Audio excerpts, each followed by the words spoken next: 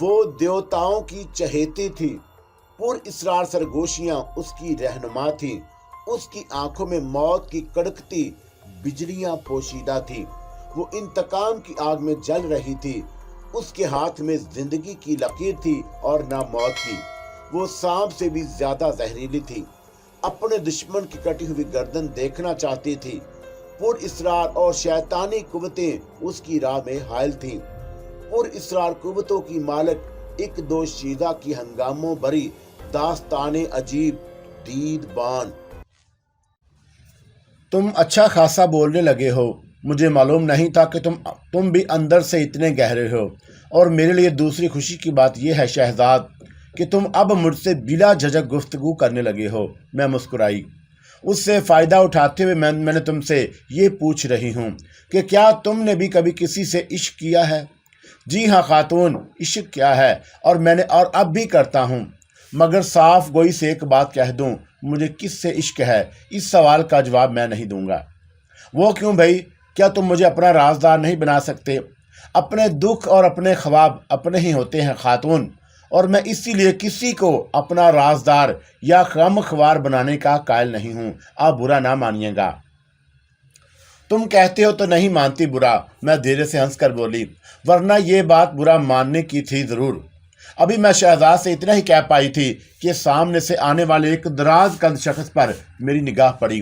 اس وقت اگر شہزاد میرے ساتھ نہ ہوتا تو میں یقیناً اس دراز قد شخص سے نظر بچا کے نکل جانے کی کوشش نہ کرتی۔ وہ راجہ استاد تھا اور میں اسے پہچان چکی تھی۔ چرنگی روڈ کے پیادہ رو پر خاصا ہجوم تھا اور میں نے اس کی آڑ میں شہزاد کے ساتھ آگے بڑھ جانا چاہا، مگر راجہ استاد کی نظر مجھ پر پڑ چکی تھی اور اس نے مجھے نکل کے نہ جانے دیا، اور وہ میرے قریب آ کر ساتھ ساتھ چلنے لگا اور پھر دھیمی آواز میں بولا، رانی تم ابھی تک کلکتے میں ہو؟ میں تو سمجھا تھا کہ بمبئی واپس چلی گئی۔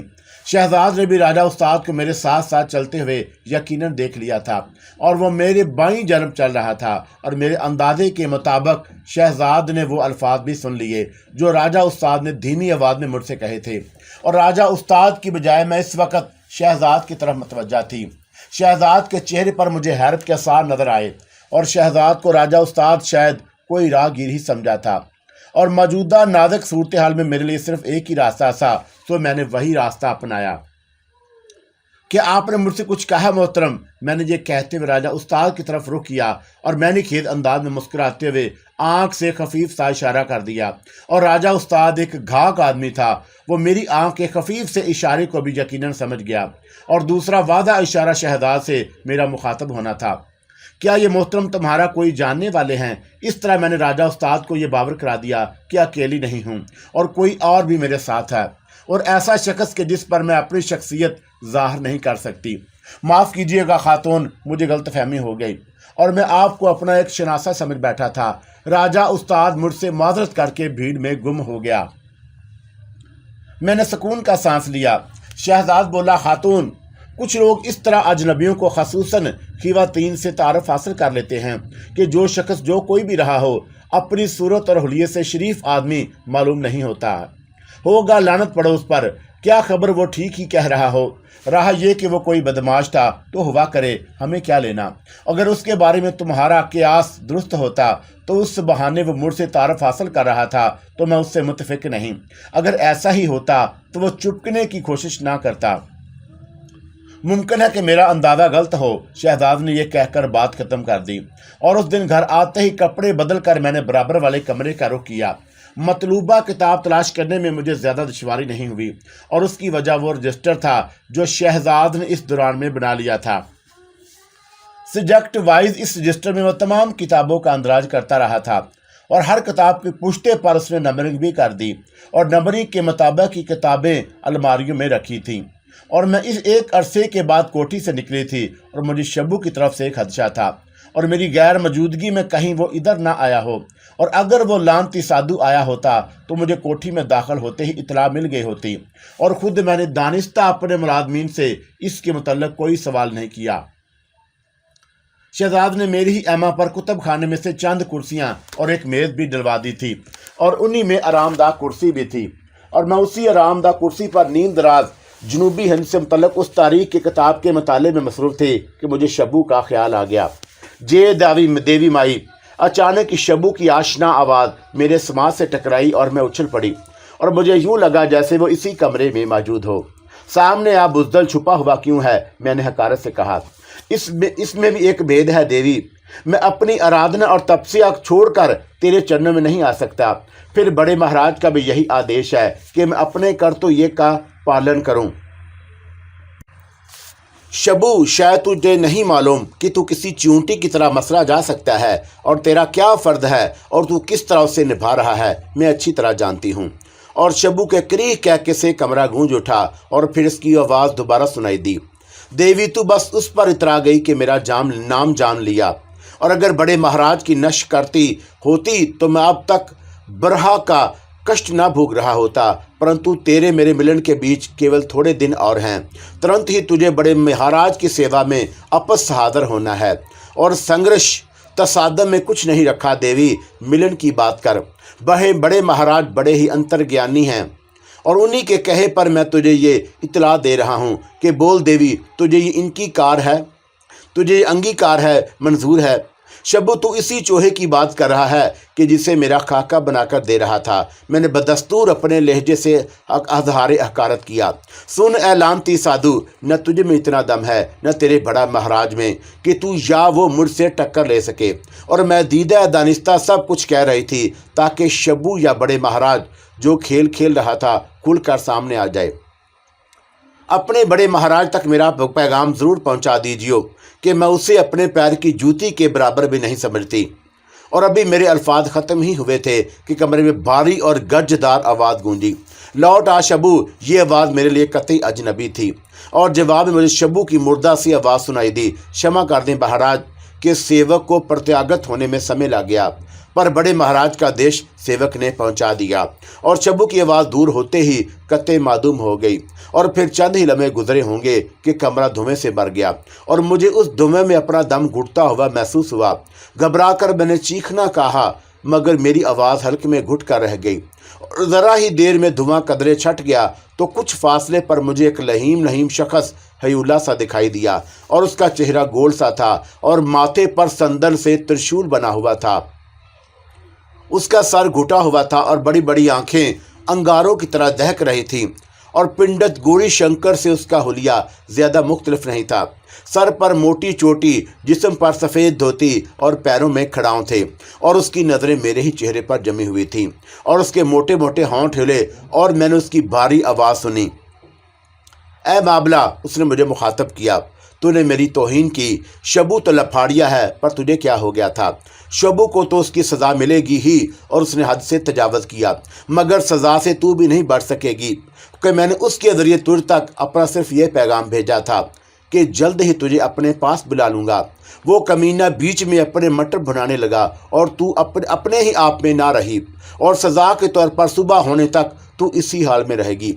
اور ان الفاظ کے ساتھ ہی کمرے میں پھر دھماسا چھا گیا، اور میں نے دوبارہ پہلے جیسی کیفیت محسوس کی، اور میرا دم گھٹنے لگا۔ جب کچھ دیر کے بعد دھواں چھٹا تو ہیولا غائب ہو چکا تھا، اور مجھے اپنا جسم قطعی شل محسوس ہوا، اور میں نے اٹھنا چاہا، مگر کرسی سے نہ اٹھ سکی، اور نہ ہی اپنے جسم کو خفیف سی حرکت دے سکی۔ کتاب اسی طرح میرے ہاتھ میں تھی، اور میں کسی مجسمے کی طرح آرام کر کرسی پر نیم دراز تھی، اور میں اپنی پلکیں جھپکنے پر بھی قادر نہیں تھی۔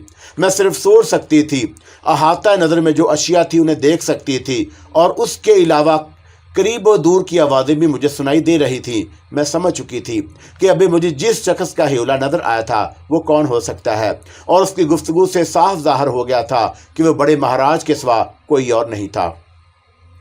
اس نے مجھے میرا نام لے کر مخاطب کیا، اور یہ بات بھی میرے لیے باعث تشویش ہی تھی، اور مجھے اس حد تک اپنے مقصد میں ضرور کامیابی ہو گئی کہ شبو کے بڑے مہاراج کو دیکھ لیا تھا، اور اسی کے ساتھ مجھے یہ بھی علم ہو گیا کہ وہ کم از کم میرے نام سے واقف ہے، اور مجھے کیوں اپنے پاس بلانا چاہتا ہے، اس نے کیوں مجھے یہ پیغام بھیجا تھا۔ اور یہ سوال میرے ذہن میں ابھرے ضرور، مگر میں کسی نتیجے تک نہ پہنچ سکی، اور سوچنے کے سوا میرے بس میں اور تھا بھی کیا۔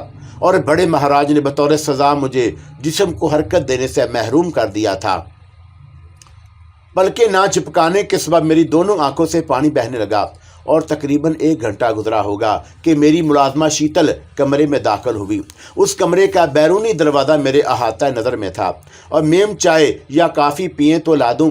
شیتل نے مجھے مخاطب کیا اور پھر شاید اس کی نگاہ میرے چہرے پر پڑی۔ ارے میم، آپ تو رو رہی ہیں، اور اس کی آواز سے حیرت اور دکھ کا اظہار ہو رہا تھا۔ اور پھر وہ آگے بڑھ کر میرے قریب آ گئی۔ کیا ہوا میم؟ کچھ تو بولیں۔ اور میں اپنی کوشش کے باوجود کچھ بھی نہ کہہ سکی، اور میری آنکھوں سے بہتے ہوئے پانی کو شیتل نے آنسو سمجھی تھی۔ شہزاد بابو، شہزاد بابو! شیتل چیختی ہوئے کمرے سے نکلی، اور معلوم نہیں میم کو کیا ہو گیا ہے۔ اور ذرا ہی دیر بعد شہزاد کمرے میں داخل ہوا، اس کے ساتھ شیتل بھی تھی، اور وہ دونوں ہی میرے قریب آ گئے۔ کیا ہوا؟ آپ کو کیا ہوا خاتون؟ اور میں نے شہزاد کی گھبرائی ہوئی آواز سنی۔ اس وقت مجھے اپنی بے بسی پر واقعی رونا آ گیا، اور میں کسی کے بھی سوال کا جواب دینے سے قاصر تھی۔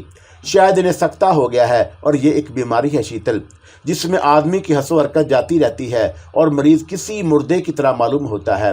شہزاد نے اپنی دانش میں میرے مرض کی تشخیص کر لی اور شیتل کو سمجھانے لگا، اور پھر وہ خود کلامی کے سے انداز میں بولا، مگر سکتہ تو کسی صدمے، شدید صدمے کی وجہ سے ہوتا ہے۔ خاتون کو کیا صدمہ ہوا؟ ابھی گھنٹہ بھر پہلے تو یہ ٹھیک ٹھاک تھی۔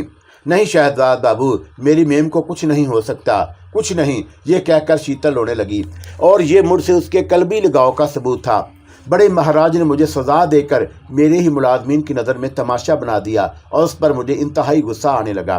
رونا بند کرو شیتل، مجھے کچھ سوچنے دو، تم جاؤ یہاں سے، شہزاد نے شیتل کو مخاطب کیا۔ نہیں شہزاد بابو، میں اپنی میم کو اس حالت میں چھوڑ کر نہیں جاؤں گی، شیتل نے جانے سے صاف انکار کر دیا۔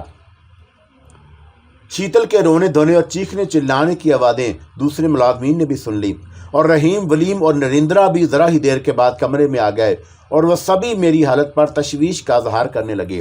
اور میرا خیال ہے شہزاد میاں کسی ڈاکٹر کو بلوا لیں، رحیم نے مشورہ دیا، اور میرا بھی یہی اندازہ ہے کہ میم کو سکتہ ہو گیا ہے۔ اور میرے ملازمین کی تشویش اپنی جگہ لاکھ درست رہی، مگر میں دل ہی دل میں اس پر کڑ رہی تھی کہ شہزاد نے رحیم کے مشورے سے اتفاق کیا، اور دوسرے ملازمین بھی یہی کہنے لگے، اور میں سوچ رہی تھی کہ اب مجھے مزید تماشا بننا پڑے گا۔ پھر ولیم نے ایک اور تجویز پیش کر دی، ایسا بھی ہو سکتا ہے شہزاد بابو کہ ہم میم کو میڈیکل لے جائیں، اور کیا خبر ادھر کوئی اچھا ڈاکٹر ملے کہ نہیں، مگر وہاں تک کیسے لے جائیں گے؟ تمہاری تجویز اس اعتبار سے بہتر ہے کہ ہسپتال میں ہر طرح کی طبی امداد ملنا ممکن ہے، شہزاد کچھ سوچتے ہوئے بولا۔ یہ کوئی مسئلہ نہیں شہزاد میاں، کہیں سے فون کر کے ہسپتال کی گاڑی منگوا لیتے ہیں، اور اس میں میم کو لے جائیں گے۔ ڈیسوزا صاحب کی کوٹھی فون موجود ہے، اور وہاں سے فون کیا جا سکتا ہے۔ وہ لاکھ انگریز صحیح، مگر ایسے موقع پر نہیں رحیم، شہزاد نے انکار کر دیا۔ تم بھول رہے ہو کہ پولیس کو ہماری کوٹھی میں کسی کی لاش کی اطلاع اسی نے دی تھی، اور فون کہیں اور سے کرنا پڑے گا۔ کیا خبر برابر والی کوٹھی میں فون ہو، ولیم بولا۔ اور ابھی وہ سب اسی بحث و مباحثے میں مصروف تھے کہ عظیم مہمن کی کہنا خجیرہ کی خوشبو مجھے ارد گرد منڈلاتی ہوئی محسوس ہوئی، اور اسی کے ساتھ میرا دل زور زور سے دھڑکنے لگا۔ میرے نزدیک خجیرہ کی آمد بلا سبب نہیں ہو سکتی تھی، اور پھر میرا اندازہ درست ہی ثابت ہوا۔ اچانک میرے جسم کو جھٹکا سا لگا، اور میرا جسم جیسے کسی آہنی گرفت سے آزاد ہو گیا، اور شر کے اوپر خیر غالب آ چکا تھا۔ اور میں نے ہاتھ سے کتاب اپنی گود میں رکھ کر جلدی جلدی پلکیں جھپکائیں، اور اپنی آنکھوں سے پانی صاف کرنے لگی، اور مجھے اچانک خود ہی حرکت کرتے دیکھ کر اب میرے ملازمین کو سکتہ سا ہو گیا، اور وہ مجھے حیرت سے دیکھے جا رہے تھے۔ خجیرہ کی خوشبو رخصت ہو چکی تھی۔ کیا بات ہے، تم سب لوگ یہاں کیوں جمع ہو؟ میں سب کچھ جان کر قطعی انجان بن گئی کہ اس کے سوا کوئی چارہ نہیں تھا، اور پھر وہ مجھے خود میری ہی حالت کے بارے میں بتانے لگے۔ شہزاد نے پہل کی، اور اس کے بعد سبھی باری باری بولنے لگی۔ حد کر دی تم لوگوں نے، میں زور سے ہنس پڑی۔ ارے یہ بیماری تو مجھے بچپن سے ہے، اور تم لوگ جسے میری آنکھوں سے بہتے ہوئے آنسو بتا رہے تھے وہ پانی تھا۔ پانی؟ شہزاد نے حیرت کا اظہار کیا۔ ہاں پانی بھائی، تم ذرا بغیر پلکیں جھپکائے آدھے گھنٹہ بیٹھ کر دیکھو، تمہاری آنکھوں سے بھی پانی بہنے لگے گا۔ یہ تو آپ صحیح کہہ رہی ہیں خاتون، لیکن ہماری فکر مندی بھی اپنی جگہ درست ہی تھی۔ ہم تو آپ کو ہسپتال لے جانے کا بندوبست کر رہے تھے۔ ایسا کبھی نہ کرنا۔ ایک مرتبہ ایسی ہی حالت میں ایک ڈاکٹر نے انجیکشن لگا دیا تھا، اور میں مرتے مرتے بچی۔ اور میں خود ہی ٹھیک ہو جاتی ہوں، اور آج تک کوئی ڈاکٹر میری اس بیماری کو نہیں سمجھ پایا، اور میں بہت علاج کرا چکی ہوں اور نتیجہ کچھ نہیں نکلا۔ خود مجھے بھی ایسی حالت میں کچھ خبر نہیں ہوتی کہ میں کہاں ہوں اور کس حالت میں ہوں۔ مجھے بس یوں لگتا ہے جیسی گہری نیند میں ہوں، اور پھر حواس واپس آتے ہی مجھے محسوس ہوتا ہے کہ ابھی گہری نیند سے اٹھی ہوں۔ اس بیماری کا علاج ہو جائے گا میم، رحیم بول اٹھا۔ میں ناخدا مسجد کے پیشے امام صاحب سے آپ کو ایسا تعویذ۔ بس کرو مجھے، میں ہنس کر بولی۔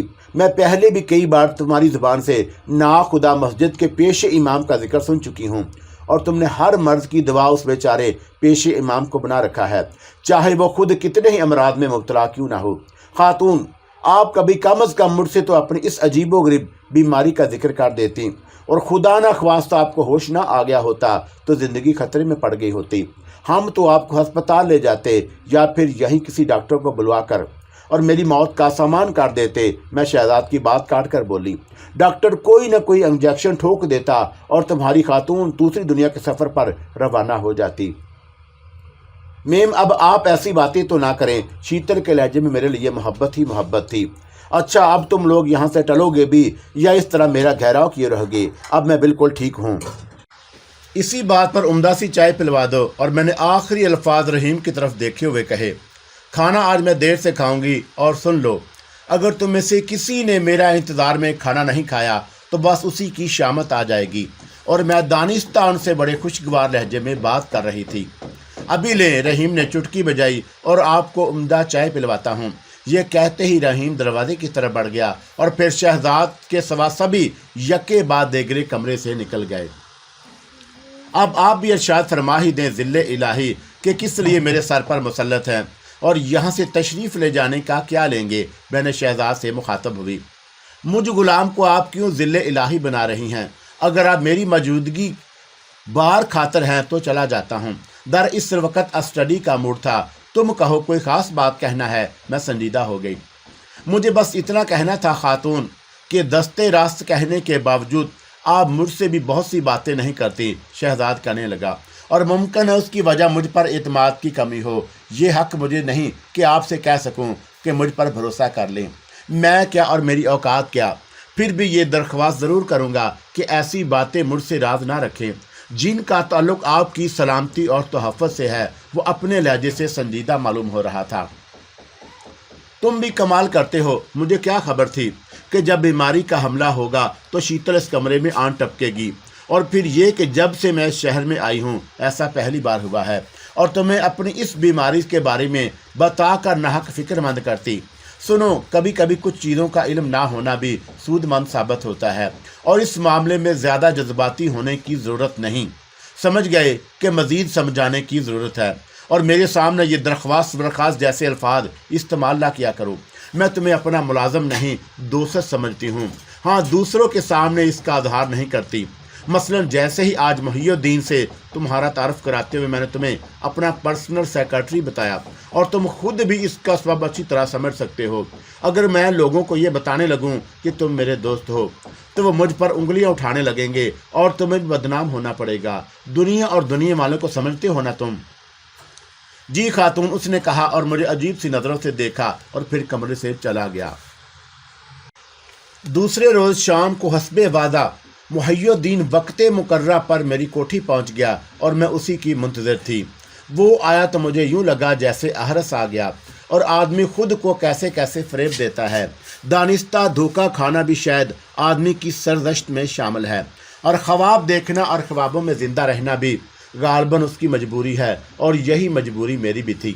میں ان پہاڑی بستیوں سے اتر کر ہموار میدانوں کی اس دنیا میں تو آ گئی، مگر احرس اور نثار کو نہیں بھول سکتی تھی کہ میں انہیں بھلاتی بھی کیسے، کہ وہ دونوں تو جیسے میرے ہی وجود کا ایک حصہ تھے، اور محی الدین کی طرف پیش قدمی اسی کا شاخسانہ تھی، اور وہ اس وقت میرے ساتھ نشست گاہ میں بیٹھا ہوا تھا، اور اسے آئے ہوئے زیادہ دیر نہیں ہوئی کہ اس روز میں نے بہترین لباس زیب تن کیا تھا۔ گزشتہ رات اور آج دن بھر مختلف تاریخی کتب کا مطالعہ کر کے میں حقیقت تک پہنچ چکی تھی، اور میں نے اپنا تعلق حیدرآباد دکن کے شاہی خاندان سے ظاہر کیا تھا، اور محی الدین نے جو کچھ کہا اس سلسلے میں سرزمین دکن کے نظام کو بھی مورد الزام ٹھہرایا جا سکتا تھا۔ सो गोया मैं अपनी सफाई में खुद ही बोल उठी। मेरा इख्तलाफ भी हमेशा अपने ख़ानदान से इसी मसले पर रहा और मेरे अजदाद अकदर अपनी रियासत बचाने की खातर अंग्रेज़ों से मिल ना गए होते तो फिर टीपू सुल्तान शहीद जनूबी हिंद में तनहा ना रह जाता। इस पर मुहियुद्दीन ने मुझे हैरत से देखा और फिर कहने लगा, मुआफ़ कीजिएगा मोहतरमा, मुझे आपसे इस साफ गोई की तवक्का नहीं थी। तारीख़ हक़ाइक़ बदल नहीं जा सकते मुहियुद्दीन। मैंने दानिस्ता कदर बेतकल्फ़ी का इज़हार किया और फिर बोली, और मेरा ख्याल है कि मैं अभी उम्र के उस मंदिर में नहीं पहुंची कि मुझे मोहतरमा कहा जा सके। और ये कहकर मैं मुस्कुराई। दरअसल एहतरामन मैं आपको मोहतरमा कह रहा था, इससे मेरी मुराद कुछ और नहीं थी। और अगर आपको इस अल्फाज पर लफ्ज़ पर एतराज़ है तो मैं प्रिंस कह सकता हूँ। सिर्फ माबला भी तो कहा जा सकता है। मैंने एक कदम और आगे बढ़ाया, और प्रिंस कहलवाना भी मुझे अच्छा नहीं लगता। और अभी मैंने जो कुछ कहा है उसी की रोशनी में मेरे लिए ये बात कोई काबिल फ़ख्र नहीं है कि मेरा ताल्लुक़ हैदराबाद दुकन से है। ठीक है मामला, अगर आप यही चाहती हैं तो ऐसा ही सही। और उसने ये कहते हुए तवील सांस लिया। ये बात तो मेरे नज़दीक ज़मनी सी है कि नज़रियाती इख्तलाफ के सबब आपने अपना घर छोड़ा, और इसके अलावा भी तो कोई असर सबब होगा। और मैंने उसके चेहरे का जायज़ा लेते हुए कहा, मुहियुद्दीन, आप जो इतने लंबे लंबे सांस लेते हैं और गुफ्तगू करते करते कहीं से खो जाते हैं, उसकी वजह बताएं। और जवाब में मुहियुद्दीन कुछ देर तक खामोश रहा और मैं उसके बोलने की मुंतज़िर रही। और उसी अरसे में शीतल खुश्क मेवा, फल, चाय वगैरह दरमियानी मेज़ पर रख कर चली गई। और नशस्त गाह में आने से पहले ही मैं उससे ये कह कर आई थी कि चाय वगैरह ले आना। चाय पीने के दौरान में फिर मैंने वही गुफ्तगू छेड़ी तो मुहियुद्दीन बोला, ये मामला मेरे लिए ज़रा जज्बाती और ज़ाती सा है। आप अगर मुझे मज़ीद उदास नहीं देखना चाहती तो मेरी ज़ख्मों को ना खरीदें। मैं अपने ज़ख्मों की नुमाइश का कायल नहीं हूँ मामला। और इससे तो ये पता चल ही गया कि मेरा अंदाज़ा गलत नहीं था कि कुछ ज़ख्म आपके दिल पर ज़रूर लगे हैं। हाँ मामला, उसने ठंडा सांस लिया, ज़ख्म तो लगे हैं मगर अभी नहीं। अब मैं सब कुछ भूल जाना चाहता हूँ। लेकिन ये लगता तो नहीं मुहियुद्दीन कि आप अपनी इस कोशिश में कामयाब हो जाएंगे। और आपने कल अपने बारे में यही बताया था ना कि तन्हा रहते हैं। सो तन्हाई किसी को कुछ भी नहीं भूलने देती। और आपकी ये कोशिश करें कि कम से कम तन्हा रहें। और भीड़ में भी तो आदमी तन्हा रहता है। हाँ, कल मैंने आपको भीड़ में तन्हा ही देखा था, मगर तन्हा न रहने से मेरी मुराद कुछ और थी। शायद आपने किसी को अपना दोस्त भी नहीं बनाया। दोस्त? उसके होंठों पर तलख सी मुस्कुराहट उभरी। क्या इस ज़माने में कोई किसी का दोस्त भी हो सकता है? क्यों नहीं हो सकता, मैंने बरजस्ता कहा। दरअसल दोस्ती और दुश्मनी का ताल्लुक आदमी के अपने एहसास से है। लेकिन मेरा नुक्ता नज़र ये है मामला कि वाक़यात और तजर्बात दोस्ती या दुश्मनी की हदूद मुतय्यन करते हैं। और मैं एक ही दोस्त का तो ज़ख़म खुर्दा हूँ। वो कुछ खुलने लगा तो मैंने उसे मज़ीद तरगीब देने के लिए कहा, ज़रूरी नहीं मुहियुद्दीन कि हर शख्स दोस्ती के पर्दे में दगा करे। मुमकिन है आपका ख्याल दुरुस्त हो, मगर मुझे दोस्ती पर एतमाद नहीं रहा। और दोस्ती पर ना एतमाद करना अलग बात है, और किसी दोस्त पर भरोसा ना करना मुख्तलिफ बात है। और कोई दोस्त बेवफा निकल सकता है, लेकिन इसका मतलब हरगिज़ ये नहीं कि दोस्ती ही को सिर्फ इस एक शख्स की वजह से मुस्तरद कर दिया जाए। आप किसी भी मौजू पर अच्छी बहस कर सकती हैं। वो पहली मर्तबा मेरी तरफ देख कर मुस्कुराया। लगता है कि आप अपने ज़माने में तालिबे इल्मी में अच्छी डिबेटर रही हैं। और दुक्कम में तालीमी मियार कैसा है, उसने सवाल किया। ज़माना तालिबे इल्मी का ताल्लुक़ निसाबी इल्म से होता है, और मैं महज निसाबी इल्म को इल्म नहीं मानती। आदमी तो सारी ज़िंदगी इल्म का तालब ही रहता है। और दुक्कम में सूरत हाल यहाँ से कदरे बेहतर है, मैंने मोहतात लहजे में जवाब दिया। और उसकी वजह ज़ाहिर थी कि ना तो मेरा तलक दुक्कन से था और ना मैंने नसाबी तालीम हासिल की थी। इस मौजू पर मज़ीद गुफ्तगू से ग्रेज़ करने की खातिर मैंने कहा, मुहियुद्दीन, आप शायद इस तरह असल मौजू गुफ्तगू से बदलना चाहते हैं। अब आप समझ ही गई हैं तो इस मौजू को बदल जाने दें। और फिर वह मुस्कराया और कहने लगा, कल आपने शायद ये भी कहा था कि मेरे गरीब खाना भी देखने चलेंगे, तो क्या ख्याल है चलें? चाय तो पी ही चुके हैं और खाना मेरे साथ खा लीजिएगा। क्या कोई बावर्ची वगैरह रखा हुआ है? मगर आपने तो बताया था कि तन्हा रहते हैं और ख़ुद खाना पकाते हैं। क्या अब मैं इतना भी अमीर नहीं कि आपकी इस तरह मुलाज़मीन रख सकूं, और ना मुझे खुद खाना पकाना आता है। होटल पर गुजारा है। होटल तो खैर वहाँ पार्क स्ट्रीट में भी है, मगर अमूमन मैं रात को इधर उधर धर्म तलही की तरफ निकल आता हूँ और यहाँ खाना भी अच्छा मिल जाता है और अखराजात भी कम होते हैं और वापसी में यहीं किसी मुनासिब होटल में खाना खा लेंगे। दरअसल अब आपसे क्या छुपाना, अम्मी से दानिस्ता मैं कभी ज़्यादा रकम का मुतालबा नहीं करता, जितने में बाआसानी गुजर बसर हो जाती है कर लेता हूँ और अखराजात को कभी हद से बढ़ने नहीं देता। ये तो खैर अच्छी बात है कि आदमी को अपनी चादर देख कर ही पाँव फैलाना चाहिए। वैसे घर होने के बावजूद ये कुछ अच्छा नहीं लगेगा कि हम होटल में खाना खाएं, मगर आपकी खातर ये भी सही, मैं मुस्कुराकर बोली। मुहियुद्दीन की सकूनत रप्पन स्ट्रीट में थी और रप्पन स्ट्रीट और फ्री स्कूल स्ट्रीट ये दोनों ही पार्क स्ट्रीट की झैली आबादियाँ थीं। यहाँ मुसलमानों और ईसाइयों की मुश्तरका सकूनत थी।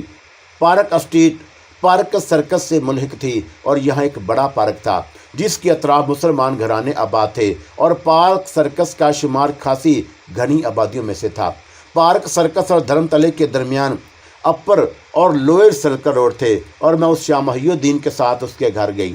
वो छोटा सा घर सिर्फ 2 कमरों पर मुश्तमिल था और एक की हैसियत नशिस्तगाह की थी और दूसरा कमरा उसकी ख्वाबगाह। मुझे तवक्का नहीं थी कि उसका घर इतना साफ़ सुथरा होगा।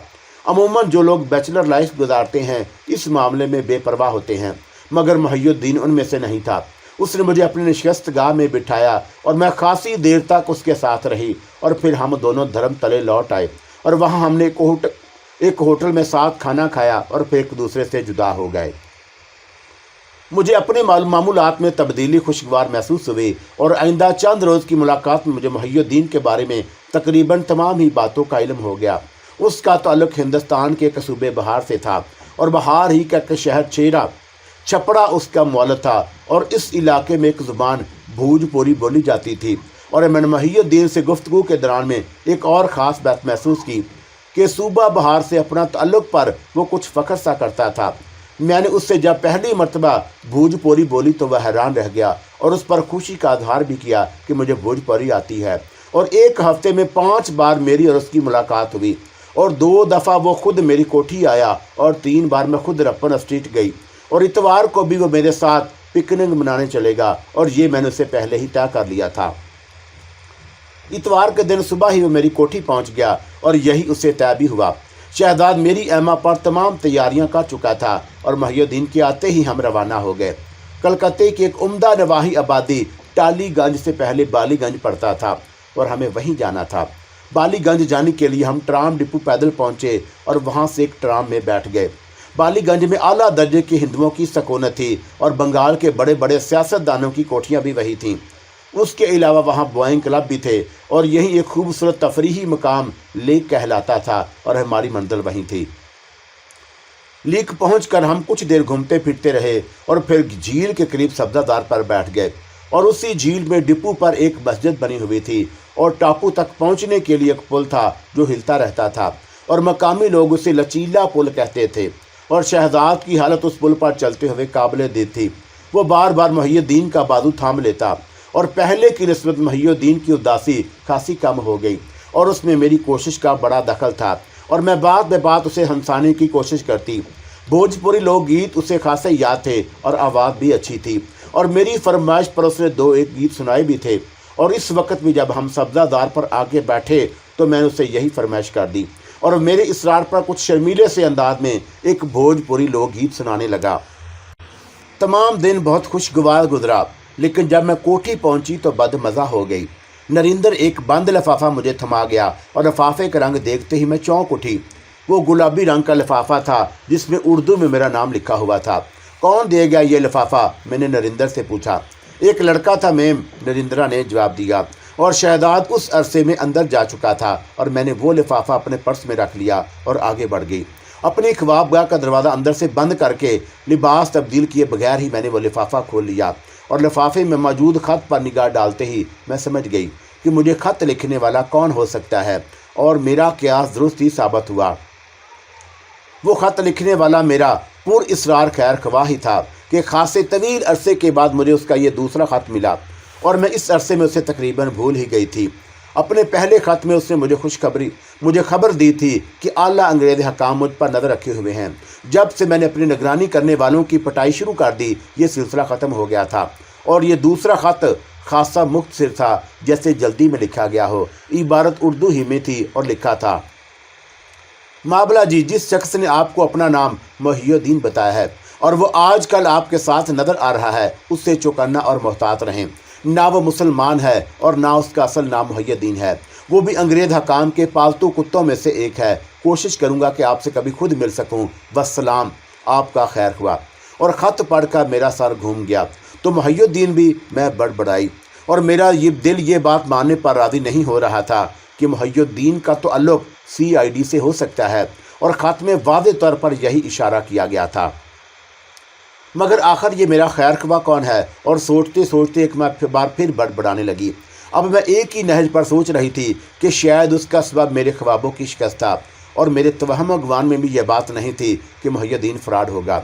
और उसके चेहरे से आहरस की ममासरत ने गालबन मुझे किसी किस्म के शक व शुबे में मुबतला नहीं होने दिया। और काफ़ी देर गौर खोज के बाद मैं तज़ब्ज़ब का शिकार रही और कभी अपने पुरइसरार खैर ख्वाह की इत्तला मुझे दुरुस्त मालूम होती और कभी मैं खुद उसी शक पर शक करने लगती। आखिर उसे मेरी खैर ख्वाही की क्या ज़रूरत थी? फिर यह कि उसे किस तरह मालूम हो गया कि मोहिउद्दीन का ताल्लुक़ अंग्रेज़ हकाम से है। मोहिउद्दीन मुझसे खुद नहीं मिला था, बल्कि मैंने उसकी तरफ पेशकदमी की थी और ये भी बात मोहिउद्दीन के हक़ में जाती थी। उसके बावजूद मेरे दिल में शक बैठ गया और आइंदा रोज़ मुझे मोहिउद्दीन से मिलने खुद उसके घर जाना था और वक्त मुलाकात शाम का था। और मैंने दिल ही दिल में एक फ़ैसला किया और इस मामले को आइंदा रोज़ पर टाल दिया। ख़त को मैंने संभाल कर अलमारी में रख दिया और कपड़े बदलने लगी। आइंदा रोज़ शाम को मैं वक्त मुकर्रर से कुछ पहले ही मोहिउद्दीन के घर पहुंच गई और उसने हस्बे मामूल मुझे देखकर खुश अखलाकी का मुजाहरा किया, लेकिन उसे मैंने चौंकते ज़रूर देखा। और आज आप कुछ जल्दी आ गए मामला, उसने मुझे अंदर दाखिल होने के लिए रास्ता दिया। हाँ, कोशिश के बावजूद मैं उसे ज़्यादा कुछ न कह सकी। दरअसल मुझे उस पर कुछ दुख सा महसूस हो रहा था कि शायद मोहिउद्दीन वो नहीं जो मैं समझ रही थी। और आज मेरा ज़ाविया नज़र उस सोचने का अंदाज़ कतई मुख्तलिफ था। और नशस्तगाह में दाखिल होते ही मैंने हर शय का तनकीदी जायज़ा लेना शुरू कर दिया। क्या बात है, संजीदा सी नज़र आ रहे हैं आप? मोहिउद्दीन मेरी तरफ देखते हुए बोला। वो मेरे बराबर ही दूसरी कुर्सी पर बैठ गया। नहीं तो मैं बिल जबर मुस्कुराई और फिर कुछ सोच कर आई थी। उसे मद्देनज़र रखते हुए गुफ्तगू शुरू कर दी। छेड़ा उसे कि आपकी अम्मी का कोई ख़त आया? अम्मी का ख़त? हाँ, याद आया, परसों ही उनका ख़त मिला था। वो पहले खिलाफ़े तवक्का चौंका और फिर रवानी से बोलने लगा। हर ख़त में बस एक ही बात लिखवाती रहती हैं कि घर लौट आऊँ। मगर आपको इस वक्त अम्मी के ख़त का ख्याल कैसे आ गया? मामला आपसे ताल्लुक़ की खातिर की वजह से, मैंने जवाब दिया। ज़ाहिर है कि वो आपकी अम्मी हैं तो मुझे भी उनका ख्याल होना चाहिए। और मेरा ख्याल है मोहिउद्दीन कि आप कुछ दिन के लिए छेड़ा चले ही जाएं और कुछ नहीं तो अम्मी ही खुश हो जाया करेंगी कि आपको उनकी याद नहीं आई। क्यों नहीं आती याद? ज़ाहिर है कि वो मेरी माँ है और उनके ख़ातों में कई बार पढ़ता रहता हूँ। बस यही तो अब उनसे अब राब्ता रह गया है। और मोहिउद्दीन के अल्फाज कुछ और थे, लहजा कुछ और उसका लहजा सपाट सा था। अगर आप कई बार ख़त पढ़ते रहते हैं तो ज़ाहिर है कि उन्हें एहतियात से संभाल कर भी रखते होंगे। जी, वो फिर चौंका और जल्दी से बोला, जी हाँ, क्यों नहीं।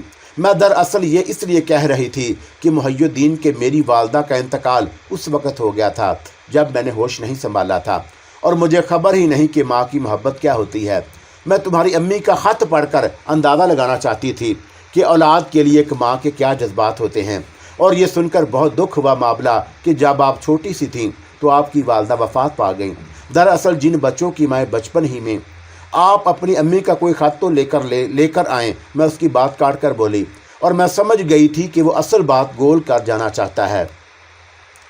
देखता हूँ शायद मिल जाए। ये कहते हुए कुछ फ़िक्रमंद सा नज़र आने लगा। और अभी तो आपने मेरी इस बात की तस्दीक कर दी थी कि ख़त एहतियात से संभाल के रखते हैं और मैं उसे घेरे जा रही थी। हाँ, वो तो खैर है, लेकिन उसने अपना जुमला अधूरा छोड़ दिया और फिर बोला, अंदर बेडरूम में जाकर देखता हूँ, शायद अलमारी में रखा हो।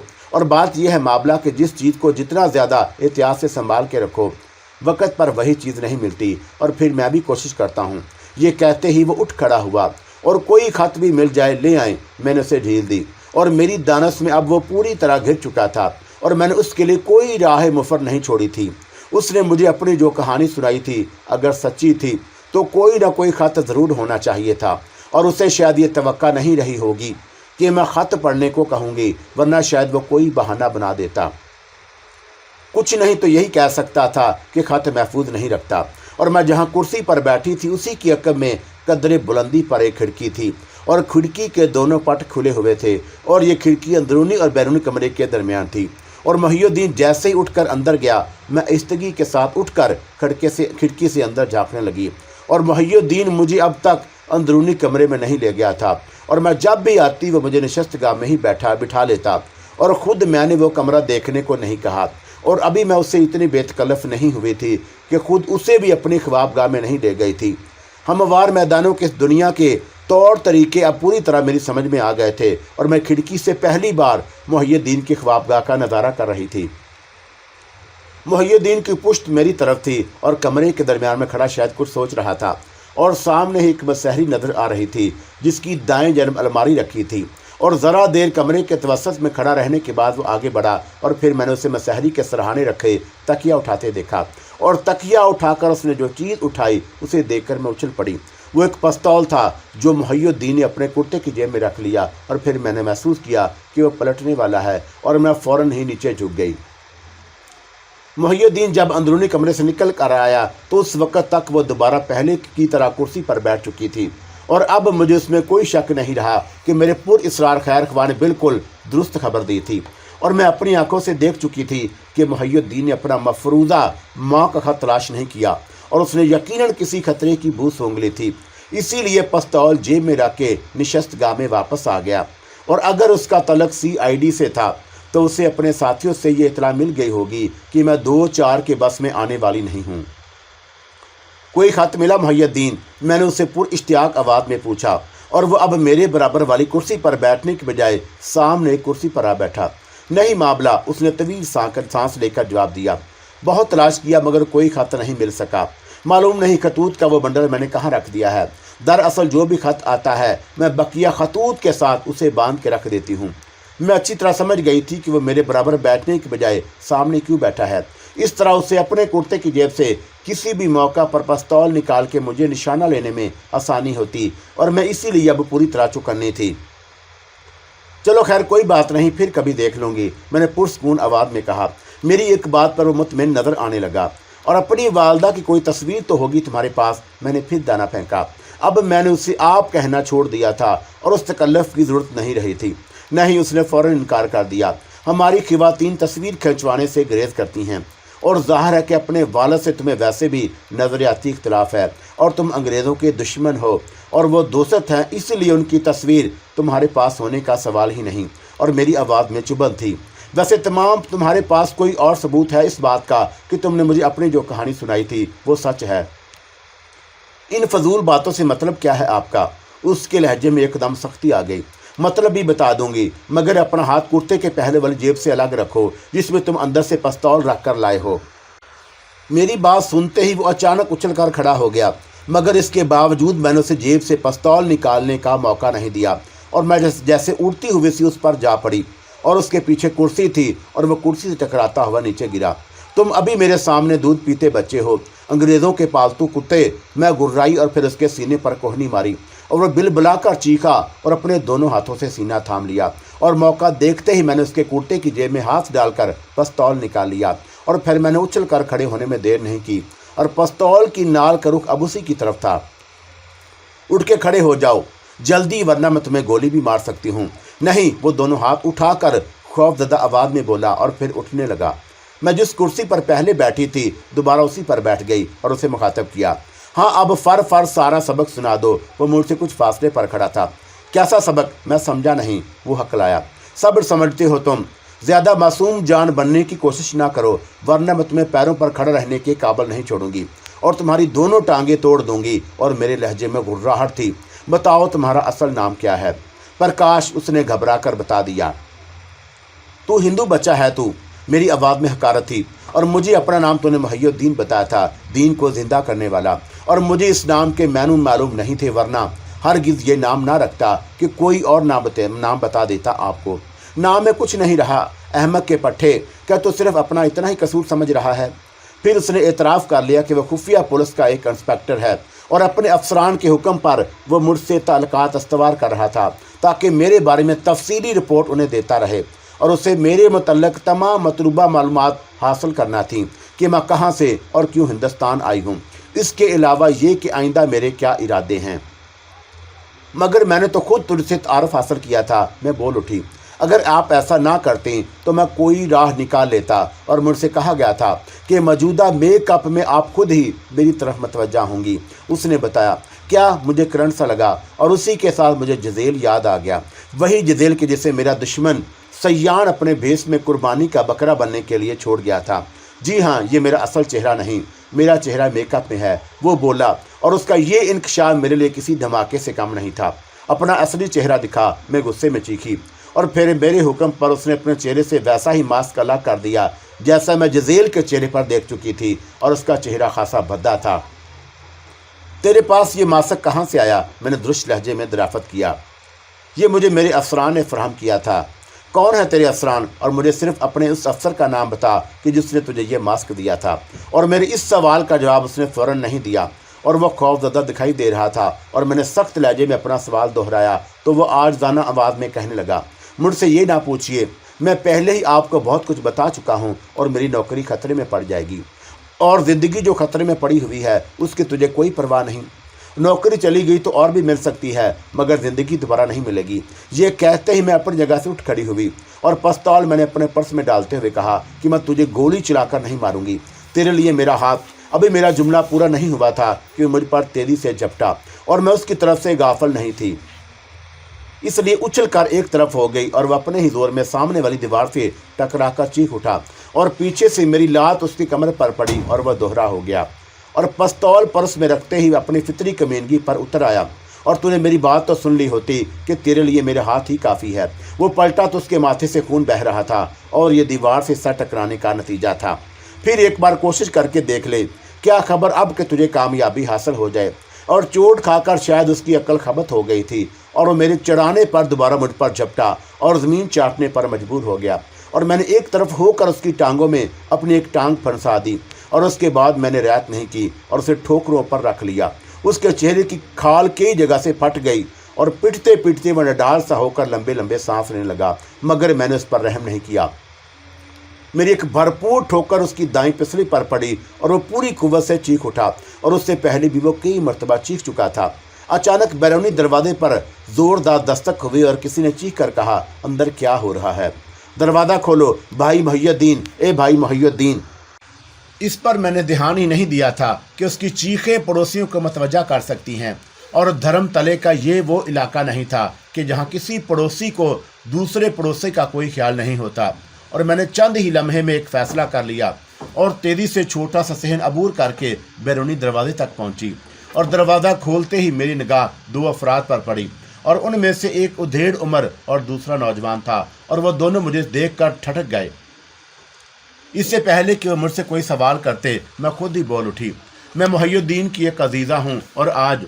जी हाँ, हमने भाई मुहियुद्दीन के पास आपको आते जाते देखा है। नौजवान मेरी बात काट कर बोला और मेरा मसला और आसान हो गया और मैंने कहा, आज मैं आई तो घर का दरवाज़ा खुला हुआ था और मैं समझी कि मुहियुद्दीन कहीं से अभी लौट के आए होंगे और उन्हें दरवाज़ा बंद करना याद नहीं रहा होगा। और जैसे ही मैं अंदर पहुंची, किसी के दौड़ते कदमों की आवाज़ सुनाई दी। उसी के साथ यूं लगा जैसे दरवाज़ा अंदर से बंद किया गया हो और मैं पलट कर सहन में आने वाली थी कि एक अजनबी शख्स सामने आ गया और उसने मुझे धमका देकर अंदर निशस्त गाह में गिरा दिया और फिर उसने मुझ पर दस्त दराजी करना चाही, मगर मैं बच गई और उसी कश्मकश में उसका सर दीवार से टकरा गया और वह लहरा कर गिर पड़ा। उसके बाद मुझे मौका मिल गया और उसकी अच्छी खासी पिटाई कर दूं और मुझे कोई चोट लगता है जो किसी तरह दरवाज़ा खोलकर अंदर घुसा था कि इतने में यहाँ मैं आ गई और वह छुप गया और फिर मुझे देखकर उसकी नीयत खराब हो गई और मैंने मार मार कर उसका कचूमर निकाल दिया है और मुहियुद्दीन मालूम नहीं कब लौटे। आप लोग इसे पुलिस के हवाले कर दें। आइए मैं दिखाऊं आपको, वो अंदर जख्मी पड़ा है। मेरी मन घड़त कहानी पर उन्होंने फौरन यकीन कर लिया और फिर ज़रा ही देर में चीख चीख कर दूसरे मोहल्लेदारों को बुला लिया और उस सीआईडी इंस्पेक्टर प्रकाश को वाकई मैंने इस काबिल नहीं छोड़ा था कि फौरी तौर पर उठकर खड़ा हो सके। और मैं जब महल्ले वालों के साथ निशस्त गाह में पहुंची तो वह ज़मीन पर बेसुध पड़ा था और प्रकाश के चेहरे पर मास्क नहीं था اس لیے وہ اب سبھی اس کے لیے اجنبی تھا اور نتیجے میں اسے کوئی چور ہی سمجھے اور میری تعریف کرنے لگے. اور ایک عورت ہو کر میں نے جو جواں مردی کا مظاہرہ کیا، پرکاش لہو لہان ہے اور محلے والوں نے یہ بھی نہیں دیکھا کہ وہ بقیہ کسر پوری کرنے لگے. اور میں پھر وہاں نہیں رکی کیونکہ ایک شخص کو میں نے یہ کہتے سن لیا تھا کہ وہ پولیس کو فون کرنے جا رہا ہے، اور یہ دوسرا موقع تھا کہ میں نے ایک پولیس والے ہی کو پھنسوا دیا تھا. اور مجھے علم تھا کہ پولیس کو جب پرکاش کی حقیقت کا علم ہوگا تو اسے چھوڑ دیا جائے گا، مگر اس وقت بہرحال میری گلو خلاصی ہو گئی تھی اور صورتحال کو محلوظ رکھتے ہوئے چند ہی لمحوں میں سوچی ہوئی وہ کہانی میرے کام آ گئی. رپن اسٹریٹ سے اب کوٹھی کی طرف لوٹتے ہوئے مجھے یہ خیال اور ملال ضرور تھا کہ پرکاش تے اس افسر کا نام نہ پوچھ سکی جس نے اسے ماسک فراہم کیا تھا، اور میں خود ہی اس میک اپ میں پرکاش کی طرف متوجہ ہو جاؤں گی. اور میرے نزدیک یہ بات بڑی معنی خیز تھی. اس کی کڑیاں بہت دور تک ملتی تھیں. اس کے علاوہ میں یہ بھی سوچ رہی تھی کہ خفیہ پولیس والوں نے میری نگرانی اور میرے متعلق مطلوبہ معلومات حاصل کرنے کے لیے نیا طریقہ اپنایا تھا، اور میری یہ غلط فہمی اب دور ہو چکی تھی کہ وہ میرا پیچھا چھوڑ چکے ہیں. میرے ذہن میں پیدا ہونے والے بہت سے سوال تشنہ جواب تھے، اور پہلے میں نے اسے محض ڈیسوزا کی انتقامی کارروائی سمجھ کر نظر انداز کر دیا تھا، مگر اب یہ معاملہ ایک اور ہی رخ اختیار کرتا جا رہا تھا. اس واقعے کے تیسرے روز دوپہر کے بعد جب میں اپنی خوابگاہ سے نکلی تو شیتل کو ادھر آتے دیکھا. اس کے ہاتھ میں گلابی لفافہ تھا. اور یہ لفافہ تمہیں نریندرا نے دیا ہوگا. میں اس کے قریب پہنچتے ہوئے بولی. جی میم. یہ کہتے ہوئے شیتل نے مجھے وہ لفافہ دے دیا. تم ایسا کرنا کہ کچھ دیر کے بعد میرے لیے چائے لے آنا، فوراً نہیں. اور میں یہ کہہ کر خوابگاہ کی طرف پلٹی. میں اب اس لفافے کو پہچان گئی تھی کہ میرا پر اسرار خیر خواہ شاید دانستہ گلابی رنگ کے لفافے استعمال کرتا تھا. اور اپنی خوابگاہ میں آ کر میں نے وہ بند لفافہ کھول لیا اور خط میں اس نے صرف چند جملے لکھے تھے. معاملہ جی، انسپیکٹر پرکاش چترنجن میں داخل ہے اور اب اس کی حالت خطرے سے باہر ہے. آپ نے تو کمال ہی کر دیا، اور اب وقت آ گیا ہے کہ آپ سے تعارف ہو جائے، اور مجھے یقین ہے کہ آپ ملاقات سے گریز نہیں کریں گی.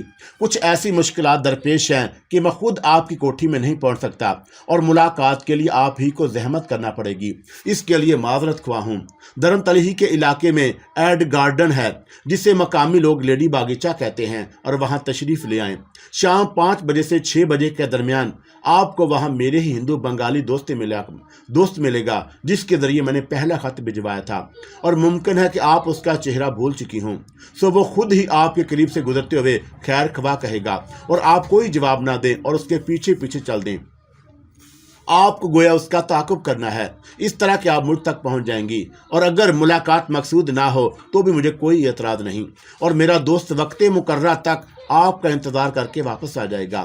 اور جو مجھے علم ہو جائے گا کہ ابھی میں آپ کی نظر میں قابل اعتماد نہیں. فقط و سلام، آپ کا ایک خیر خواہ. اور وہ خط پڑھ کر میرے سارے جسم میں ایک سنسنی سی دوڑ گئی. اور پارک سرکس میں چترنجن میڈیکل کالج تھا، اور اسی سے ملحق ہسپتال کو عرف عام میں چترنجن کہتے ہیں. اور انسپیکٹر پرکاش نے زبان سے نہ کھول کر خود اپنی شامت کو آواز دی تھی، اور اس پر مجھے یوں بھی کچھ زیادہ ہی غصہ آ گیا کہ بڑی صفائی سے مجھے بیوقوف بنایا گیا. اور وہ یقیناً اردو پڑھا لکھا تھا، اور یہ کوئی عجیب بات نہیں تھی کہ بہت سے ہندو گرانوں میں اردو، فارسی اور عربی پڑھانے کا رواج مغلوں کے زمانے سے چلا آ رہا تھا، اور یہ ان کی معاشی ضرورت سے بھی تھی کیونکہ ان کے حکمران مسلمان تھے، اور انگریزوں کے زمانے تک بھی یہ فضا زیادہ بدلی نہیں تھی. میں نے گھڑی میں وقت دیکھا. اس وقت شام کے 4 بج رہے تھے. 5 اور 6 بجے کے درمیان مجھے ایڈن گارڈن پہنچنا تھا، اور میں اس کے محل وقوف سے واقف سی وہاں جا بھی چکی تھی. اور یہ اس زمانے کی بات تھی کہ جب میں کلکتہ شہر خصوصاً دھرم تلے کے ایک حصے کی سیر کر رہی تھی، اور اس وقت تک میں نے کوٹھی نہیں خریدی تھی، اور ایڈن گارڈن ہی کے عقب میں اسٹیڈیم تھا. اور یہی ایک بار میں نے فٹ بال کا سنسی خیز میچ دیکھا، اور فٹ بال کی حیثیت بنگال کے قومی کھیل کسی تھی. کوٹھی سے روانہ ہوتے وقت میں نے شہزاد کو یہ ہدایت دے دی تھی کہ مجھے واپسی میں دیر ہو جائے تو رات کے کھانے میں تاخیر کی ضرورت نہیں. اور اس نے پوچھا بھی کہ میرا قصد کدھر کا ہے تو میں ٹال گئی، اور میں اسے کیا بتاتی کہ خود مجھے علم نہیں تھا کہ کہاں جانا ہے. آپ شاید محی الدین سے ملنے رپن اسٹریٹ جا رہی ہیں، وہ کئی دن سے ادھر آیا بھی تو نہیں. اور شہزاد نے اپنی دانست میں قیاس آرائی کی. اب وہ کبھی آئے گا بھی نہیں۔ میں نے اسے مسکرا کر جواب دیا، اور اگر آئے بھی تو دھکے دے کر باہر نکلوا دینا۔ اندر سے وہ بہت گھٹیا ثابت ہوا، اور بطور احتیاط میں نے شہزاد سے یہ بات کہہ دی کہ کہیں آئندہ کبھی میری غیر موجودگی میں پھر کوئی ڈرامہ نہ ہو۔ اور اس وقت شہزاد کے چہرے پر مجھے بڑا اطمینان نظر آیا، اور شاید میرے ان الفاظ سے اس کے جذبہ رقابت کو تسکین ملی تھی، اور آپ نے اچھا کیا کہ مجھے بتا دیا، شہزاد بولا، اور پھر میں کوٹھی کے گیٹ کی طرف بڑھ گئی تھی۔ آرام سے چہل قدمی کرتے ہوئے میں ایڈن گارڈن پہنچ گئی، اور اسے ہندو بنگالی نوجوان کا چہرہ میرے ذہن میں محفوظ تھا، جس نے ایک مرتبہ ہاوڑا برج سے دھرم تلے تک ٹرام میں میرے ساتھ سفر کیا، اور اسی میں خفیہ پولیس کا کوئی آدمی سمجھی تھی، اور اس وقت میری نظریں اسی کو تلاش کر رہی تھی، اور پھر وہ مجھے نظر آ ہی گیا، اور آج اس کا حلیہ بدلا ہوا تھا، مگر میں نے اسے پہچان لیا، اور اپنے لباس سے وہ غریب طبقے کا کوئی فرد معلوم ہو رہا تھا، اور لباس سے یہ بھی پہچاننا مشکل تھا کہ وہ ہندو ہے یا مسلمان، اور وہ میلی سی ایک پینٹ اور پھٹی ہوئی قمیض پہنے ہوئے تھا۔ میری اور اس کی نظریں لمحے بھر کو ملی، اور میں مسکرا دی، اور اس سے یہ ظاہر کرنا مقصود تھا کہ میں نے اسے پہچان لیا ہے، اور پھر بھی شاید میرے اطمینان کی خاطر وہ دھیمی آواز میں خیر خواہ کہتا ہوا قریب سے گزر گیا، اور میں اس کے پیچھے ہو لی، اور ٹراموں کے ساتھ ساتھ پورے شہر میں بسوں کا جال بھی پھیلا ہوا تھا، اور اس وقت تک بعض جگہوں کے لیے کسی سبب ٹرام لائن نہیں بچھائی جا سکی تھی، تو وہاں آمد و رفت کے لیے سرکاری بسیں تھیں۔ یہ گویا متبادل بندوبست تھا، اور دھرام تلے ہی میں ٹرام ڈپو کے بعد بس کا اڈا تھا، اور سرکاری بسوں کے علاوہ یہاں سے پرائیویٹ بسیں بھی چلتی تھیں، مگر پرائیویٹ بسوں کی تعداد کم ہی تھی، اور میں اس ہندو بنگالی نوجوان کا تعاقب کرتی ہوئی اس بس کے اڈے تک پہنچ گئی، اور اس نے ایک مرتبہ پلٹ کر میری طرف نہیں دیکھا۔ وہ ایک پرائیویٹ بس میں سوار ہو گیا، اور چند ہی مسافر ابھی اس بس میں بیٹھے دکھائی دے رہے تھے، اور بس کی روانگی میں شاید ابھی دیر تھی، اور اس کے آگے جو بس کھڑی تھی وہ البتہ تقریباً بھر چکی تھی، اور سیٹوں کے علاوہ لوگ اس بس میں کھڑے ہوئے بھی تھے۔ وہ بس چلی دیتی تو پیچھے والی بس کا نمبر آتا، اور طویل سفر اختیار کرنے والے یا آرام سے سیٹ پر بیٹھنے والے عموماً فوراً روانہ ہونے والی بس میں سوار نہیں ہوتے، اور اس میں نے یہی اندازہ لگا لیا کہ یا تو طویل سفر درپیش ہے، یا پھر میرا رہبر مجھے اطمینان و آرام کے ساتھ میری منزل تک پہنچانا چاہتا ہے۔ بہرحال میں اس بس میں چڑھ گئی، اور وہ بس کی اگلی سیٹوں میں سے ایک پر بیٹھا تھا۔ اس کے پیچھے والی سیٹ بھی ابھی خالی تھی، جس پر 3 افراد کے بیٹھنے کی گنجائش تھی، اور میں کھڑکی کے قریب اسی سیٹ پر بیٹھ گئی۔ آگے کھڑی ہوئی بس چل دی تو ڈرائیور اپنے سیٹ پر آ بیٹھا، اور اس نے بس کو آگے بڑھا کر کھڑا کر دیا، اور اب کنڈکٹر بھی آ چکا تھا۔ مٹیا برج ایک ٹا، اور میں نے اگلی سیٹ پر بیٹھے ہوئے نوجوان کی آواز سنی۔ اس کائیاں بالک نے صرف اپنا ٹکٹ لیا تھا، اور میں زہر لب مسکرائی اور کھڑکی سے باہر دیکھنے لگی۔ مجھے اپنی منزل کا علم ہو چکا تھا، اور میں اس سے پہلے کبھی کلکتے کے اس مشہور نواحی بستی میں نہیں گئی تھی۔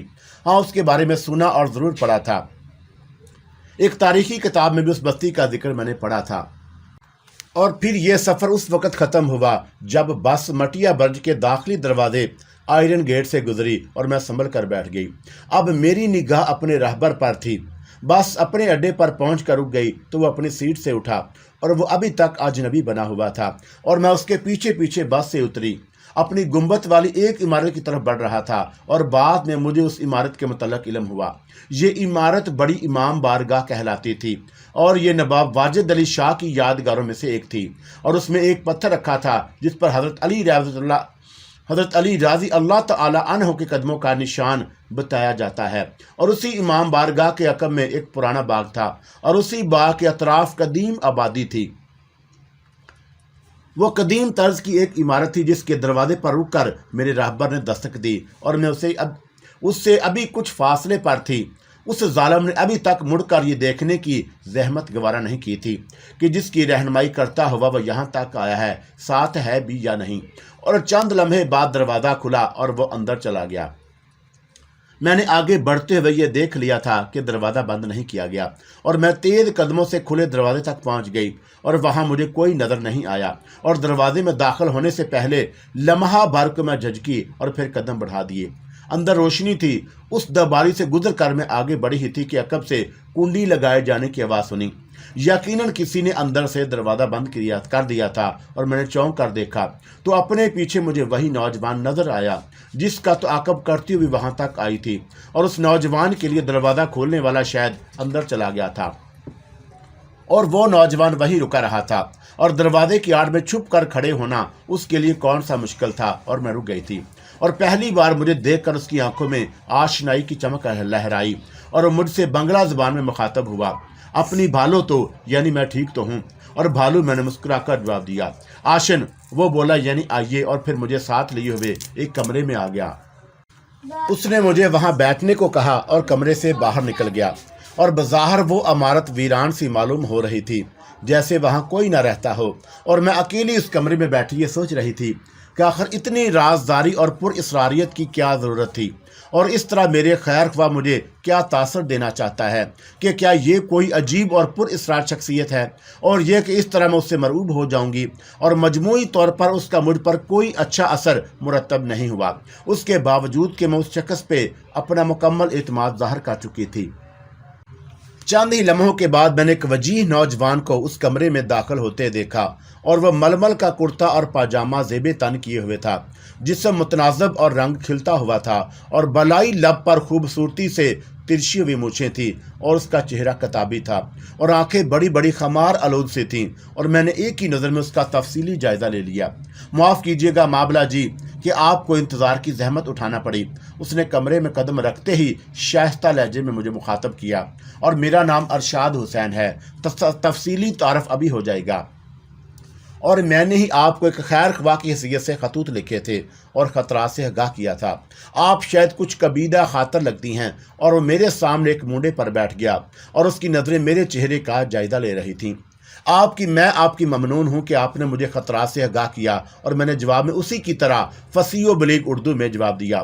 لیکن ایک بات میری سمجھ میں نہیں آئی کہ آپ نے اس ملاقات کو اس قدر پر اسرار کیوں بنا دیا، اور جو بات میرے دل میں تھی وہ زبان پر آ گئی، اور اس طرح آپ نے پہلی ملاقات میں مجھ پر کوئی اچھا تاثر نہیں چھوڑا، اور میری صاف گوئی کو معاف کیجیے گا، کیونکہ اس شہر میں آ کر میں کئی بار فریب کھا چکی ہوں، اور آپ میرے ساتھ مخلص ہیں، اور میں اس بات پر کیسے یقین کر لوں؟ آپ موجودہ حالات کے پیش نظر یہ سب کچھ سوچنے اور کہنے میں حق بجانب ہیں۔ حضرت علی رحمۃ اللہ علیہ کا قول ہے کہ مومن کبھی ایک سوراخ سے دوبارہ نہیں ڈسا جا سکتا، اور مجھے نہیں معلوم کہ آپ کے عقائد کیا ہیں، اور نہ میں انہیں زیر بحث لانا چاہتا ہوں۔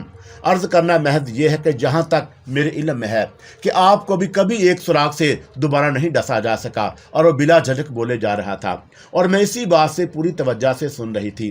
آپ کے ذہن میں میری طرف سے جو شکوک و شبہات پیدا ہوئے، ان کا سبب صرف یہ ہے کہ آپ میرے بارے میں کچھ نہیں جانتی۔ اسی طرح میں آپ کے متعلق محض چند باتوں سے باخبر ہوں، اور میں آپ سے اپنا نام تو عرض کر ہی چکا ہوں، بقیہ تعارف بھی کرائے دیتا ہوں۔ اس کے بعد شاید آپ میری طرف سے مطمئن ہو جائیں، پھر انسپکٹر پرکاش کی طرح آپ مجھ سے کسی تحریری ثبوت کے طلب کرنے کی ضرورت غالباً پیش نہیں آئے گی، اور اس پر بھی اگر آپ مجھ پر بھروسہ نہ کریں تو میں شکایت نہیں کروں گا۔ اور یہ کہتے ہوئے اس نے اپنے کرتے کی جیب میں ہاتھ ڈالا اور ایک کارڈ میری طرف بڑھا دیا، اسے ملاحظہ کیجیے۔ اور میں نے اس سے وہ کارڈ لے لیا، اور کارڈ کی ایک جانب اس کی تصویر لگی ہوئی تھی، تصویر کے اوپر اور کارڈ کے کچھ حصے پر ربڑ کی مہر لگی ہوئی تھی، اور کسی نے اس پر انگریزی میں اپنے دستخط کیے تھے، اور نام کے خانے میں ارشاد حسین اور عہدے کے خانے میں سب انسپکٹر لکھا تھا۔ کارڈ کے اوپری حصے پر سینٹرل انٹیلیجنس ڈپارٹمنٹ جلی حروف میں چھپا ہوا تھا، اور کارڈ پر اس کے گھر کا پتہ بھی درج تھا، اور پتے کے مطابق اس کی سکونت مٹیا برج ہی کے ایک علاقے بتی کل میں تھی، اور وہ کارڈ دے کر لمحے بھر کو میں چکرا سی گئی۔ تو آپ کا تعلق بھی پرکاش کی طرح خفیہ پولیس سے ہے؟ اور میں نے اسے کارڈ واپس کرتے ہوئے کہا۔ جی ہاں، اس نے اعتراف کر لیا۔ یہ کارڈ دیکھ کر آپ کے ذہن میں موجودہ بہت سے سوالات کا جواب مل گیا ہوگا، اور مجھے بطور وضاحت صرف اتنا عرض کرنا ہے کہ اگر میرے دل میں کوئی کھوٹ ہوتا تو ہرگز یہ کارڈ آپ کو نہ دکھاتا۔ دوم یہ کہ میں دانستہ حکومت کے اس محکمے میں ملازمت حاصل کی ہے، اور اس کے باوجود میں انگریز کا پالتو کتا نہیں ہوں۔ اس کے ثبوت بھی آئندہ آپ کو مل جائیں گے۔ فی الحال میں یہ جاننا چاہتا ہوں کہ آپ کو میری طرف سے اطمینان ہوا یا نہیں۔ میرا خیال ہے کہ اس کا فیصلہ آپ آنے والے وقت پر چھوڑ دیجئے، میں نے محتاط لہجے میں کہا۔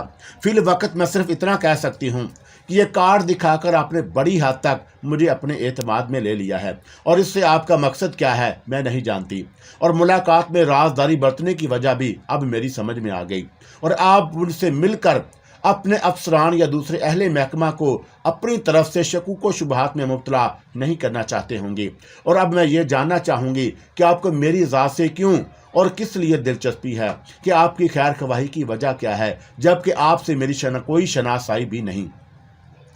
جہاں تک مجھے یاد ہے کہ اپنے پہلے خط میں اس کی وجہ میں نے عرض کر دی تھی کہ اللہ انگریز احکام کا آپ کی نقل و حرکت پر نظر رکھنا یہ ظاہر کرتا ہے کہ آپ کوئی اہم شخصیت ہیں اور شاید مستقبل میں ان کے لیے کوئی خطرہ بن سکتی ہیں، اور آپ نے شاید وہ مقولہ سنا ہوگا کہ دشمن کا دشمن دوست ہوتا ہے، اور انگریز حکمران میری نظر میں آپ کے دوست نہیں ہو سکتے، ورنہ وہ آپ کے متعلق تشویش میں مبتلا نہ ہوتے، اور اسی خیال کے تحت میں نے آپ کو خطرے سے آگاہ کیا تھا۔ اور پھر جب میرے علم میں یہ بات آئی کہ انسپیکٹر پرکاش آپ کی ٹو میں ہے تو میرے آدمیوں نے یہ سراغ لگا لیا کہ وہ کیا کھیل کھیل رہا ہے، اور مجھے اس پر حیرت ہوئی کہ خود آپ دانستہ اس کے دام میں آ گئیں۔ اور ذرا ٹھہریے، میں نے اس کی بات کاٹ دی، کیا اس کی وجہ آپ کے علم میں نہیں آ سکی کہ ایسا کیوں ہوا، اور بقول آپ کے میں خود اس کے دام میں کیوں پھنس گئی؟ جی نہیں، خود اپنی کوششوں سے اور اپنے آدمیوں کے ذریعے مجھے اتنا ہی علم ہو سکا کہ انسپیکٹر پرکاش میک اپ کے ذریعے اپنا اصل چہرہ چھپا کے آپ تک پہنچنے میں کامیاب ہو گیا، اور اس نے خود کو مسلمان ظاہر کیا ہے اور اپنا نام محی الدین بتایا ہے، اور میں کیونکہ خود اسی محکمے سے وابستہ ہوں اس لیے یہ علم بھی ہو گیا کہ محکمہ ذاتی طور پر آپ کے معاملے میں انتہائی رازداری سے کام لیا جا رہا ہے۔ اس لیے مجھے بڑی دشواریاں پیش آئیں، اور پھر میں یہ معمہ حل کرنے میں بھی مصروف تھا کہ آپ خود انسپیکٹر پرکاش کی طرف کیوں راغب ہوئیں، اور میرے آدمی آپ کی نگرانی کرتے رہے، اور مجھے ایک ہفتے کے دوران میں جو رپورٹس ملیں ان سے اندازہ ہوا کہ پانی سر سے اونچا ہوتا جا رہا ہے، اور پرکاش آپ کو فریب دینے میں کامیاب ہو چکا ہے۔ سو بڑی اجلت سے میں نے ایک مختصر سا خط لکھ دیا، اور دوسرے ہی روز اس کا نتیجہ ظاہر ہو گیا، اور پہلے جو افراد آپ کی نگرانی پر مامور کیے گئے تھے ان میں سے ہمارے محکمے کا ایک ASI درگاہ پرشاد بھی تھا، اور یہ وہی تھا کہ ایک روز کالج اسٹریٹ میں آپ نے پیبلک کے ہاتھوں جس کی درگت بنوا دی تھی، اور وہ فطرتاً بڑا کمینہ اور کینہ پرور ہے۔ اس نے اسے اپنا ذاتی انا کا مسئلہ بنا لیا، اور ذاتی سطح پر محکمے میں جو اس کے دوست تھے انہوں نے ساتھ لیا اور آپ کو ایک شام گھیر لیا۔ اس واقعے کا علم مجھے بعد میں ہوا، اور اس وقت کے جب ASI درگاہ پرشاد کو معطل کر دیا گیا، اور محکمے کے جن افراد نے ذاتی طور پر آپ کا ساتھ دیا تھا ان سے جواب طلب کر لیا گیا، اور اسی کے بعد سے آپ کی نگرانی اٹھا لی گئی، اور میں مطمئن ہو گیا کہ آپ کو کوئی خطرہ نہیں۔ اور پھر جب تفصیلات کا علم ہوا کہ آپ نے کس طرح ان چاروں افراد کو زمین چاٹنے پر مجبور کر دیا جنہوں نے آپ پر حملہ کیا تھا، تو میرے دل کو مزید تقویت ہوئی۔ اس کے بعد معلوم نہیں کیوں آپ نے خود کو اپنی کوٹھی تک محدود کر لیا۔ شاید 2 مہینے تک آپ اپنی کوٹھی سے نکلے ہی نہیں، اور انسپیکٹر پرکاش کوٹھی سے آپ کے نکلنے کا منتظر تھا، اور میں یہ دیکھنا اور معلوم کرنا چاہتا تھا کہ وہ کس طرح آپ کا تعارف حاصل کرتا ہے اور کیسے اپنے مقصد میں کامیاب ہوتا ہے، اور آپ کے بارے میں میرا قیاس یہ تھا کہ آپ فریب میں نہیں آئیں گی، اور آپ کو میں نے مایوس کیا۔ میں پہلی بار مسکرائی، اور مجھے اب یقین ہو چلا تھا کہ ارشاد حسین ایک وطن پرست نوجوان ہے، ورنہ وہ میری خاطر اتنا فکر مند نہ ہوتا، اور جو باتیں اس کے لیے معمہ تھی میں نے اس پر ظاہر نہیں کی کہ اس طرح میری اصل شخصیت کا راز اس پر کھل جاتا، اور میں اسے احرز کے بارے میں کس طرح کچھ بتا سکتی تھی کہ نہ میں اسے یہ بتانے کی پوزیشن میں تھی کہ 2 ماہ تک کیوں کوٹھی سے باہر نہیں نکلی۔ اور میری بات کا جواب دیتے ہوئے ارشاد حسین کے ہونٹوں پر بھی مسکراہٹ آ گئی، اور میری اس مایوسی کو آپ نے خود ہی دور بھی کر دیا، اور مجھے ہرگز یہ توقع نہیں تھی کہ خط لکھنے کے دوسرے ہی روز پرکاش جیسا دلہیر اور ذہین شخص آپ کے ہاتھوں میں یہ حشر ہوگا۔ وہ تو کئی بار مجرموں، میری مات پیشہ ور مجرموں سے ہے کہ ان کے نرگے سے بھی بچ کر نکل آیا تھا، اور آپ کے اس کارنامے ہی نے آخر کار مجھے مجبور کر دیا کہ کھل کے سامنے آ جاؤں۔ اور اس سے پہلے میں نے اپنے ساتھیوں سے بھی مشورہ کیا تھا کہ آپ سے میری اس ملاقات میں ان کی مرضی بھی شامل ہے۔ آپ اپنے ساتھیوں کے بارے میں بھی کچھ بتائیں گے کہ وہ کون لوگ ہیں؟ میں نے دریافت کیا۔ جی نہیں، وہ صاف گوئی سے بولا، میرے نزدیک ابھی اس کی نوبت نہیں آئی۔ اب آپ کچھ مجھے بھی تو پوچھنے دینا، ورنہ تو یہ معاملات رائے گاہ ہی جائیں گے کہ آپ اپنے ساتھیوں کے متعلق کچھ بتاتے ہوئے کس لیے رازداری برت رہے ہیں، اور ایک عہد مانا ہے، اور مجھے امید ہے کہ آپ مجھے عہد شکنی پر مجبور نہیں کریں گی۔ اس نے جواب دیا۔